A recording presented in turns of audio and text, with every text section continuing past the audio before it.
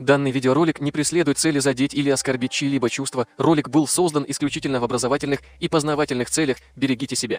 Как много раз чеченцы слышали упреки в свой адрес от ингушей, где они заявляют, что они спасли чеченский народ, что если бы не ингуши, чеченцы не выжили бы как этнос и исчезли бы с лица земли. Они утверждают, что они приютили чеченцев, при этом не брали с беженцев ни копейки. Да, были случаи, где ингуши бесплатно давали кров беженцам из Чечни, но подобные случаи происходили редко. Мы благодарны этим людям, которые не брали деньги с беженцев и помогли, чем смогли. Но, к сожалению, подобные инциденты происходили очень редко. Послушаем, что рассказывает русская девушка, которая была в числе беженцев из Чечни. С сестрой, с детьми, когда осенью началась снова война. Ингушетии, как в Москве, стали цены такие. На квартиру $100-200 однокомнатную. Там никаких условий не было, и дети начали болеть, там сырость страшная. Мы жили в таком подвальном помещении, бетонный пол.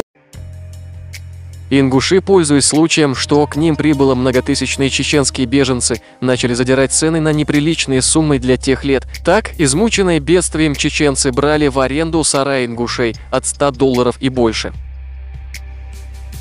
Не секрет, что многие ингуши нажились на этой войне в Чечне. За счет средствам, предназначенным беженцам, ингуши построили себе город. Из беднейшего недосубъекта Ингушетия на тот период начала процветать. И все это за счет гуманитарной помощи и многомиллионным траншам, предназначенным беженцам. Лучше всех по данному вопросу сказал ныне покойный Дукваха Абдурахманов. Там люди, которые жили в палаточных лагерях, коровниках, в цехах железобетонных заводов, где-то снимали сараи у частных лиц, где-то лишнюю комнату снимали, платили за нее и так далее.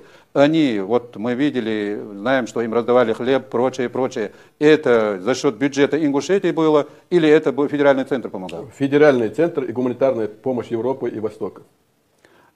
Период пребывания чеченских беженцев в Ингушетии, это как сказалось на экономике, хозяйственной деятельности, на бюджете Ингушетии?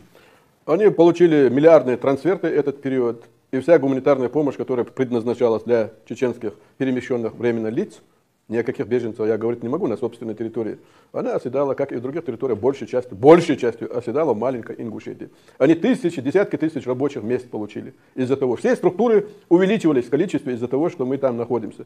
Мы им помогли рабочим местам. А люди, которые в основной массе, вот вы сказали, к одноклассникам, были и такие. А основная масса, которая остановилась в частном секторе, они на каких условиях проживали? Они оплачивали жилье? Конечно, абсолютное большинство людей, которые там проживали, они оплачивали то, что занимали. Остальные жили в палатках. Тогда ни о каком спасении на тот период, из-за этого, не спасение, как они говорят, громогласно спасли, вообще неуместный разговор. Тогда вопрос такого плана. Мы всегда говорили спасибо ингушскому народу за то, что протянул руку помощи. Это говорили наши руководители, это говорили вы. А насколько соответствует войнахским традициям, обычаям, нашему этикету, когда человек, который оказал помощь, если он действительно ее оказал, напоминает тому, кому он ее оказал, о том, что он ее оказывает? Лучше ее не оказать, наверное, чем... Первый момент, когда они взяли плату, нарушены все традиции кавказские и войнавские. Все. Он сам себя списал с этого этикета, списал, значит, с пункта уехал. Все. Как только у человека, который ушел от трагедии туда, в твой двор, ты уже себя списал.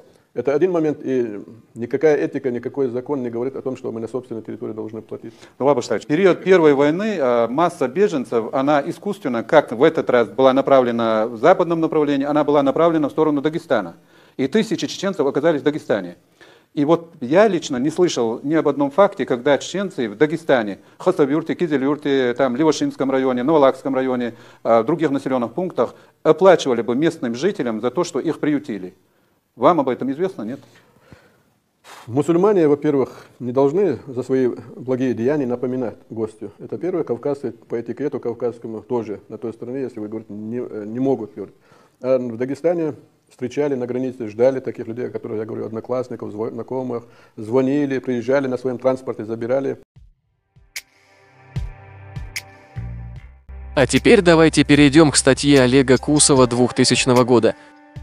Не раз приходилось слышать жалобы чеченских беженцев на то, что выделяемая им гуманитарная помощь разворовывается различными чиновниками. Теперь этим утверждением найдены фактические доказательства сотрудниками контрольно-ревизионного управления при президенте России. Они проверили процесс распределения гуманитарной помощи и выделения денежных средств по линии МЧС и Федеральной миграционной службы чеченским беженцам, проживающим на сопредельных с Чечней территориях. Как оказалось, на пути к беженцам разворовываются медикаменты, продукты питания, деньги, выделяемые на строительство временного жилья. Например, как утверждают сотрудники президентского контрольно-ревизионного управления, хищение денежных средств началось еще в октябре прошлого года, когда первые беженцы из Чечни прибыли в Ингушетию. Из выделенных миграционной службой этой республике 45 миллионов рублей, 2,5 миллиона пошли на так называемые хозяйственные нужды этой службы, а миллион на погашение кредита местному банку. Помимо этого, деньги уходят неизвестно куда по фальшивым документам. По материалам проверяющих, на складах в Ингушетии обнаружена недостача выделенных беженцам медикаментов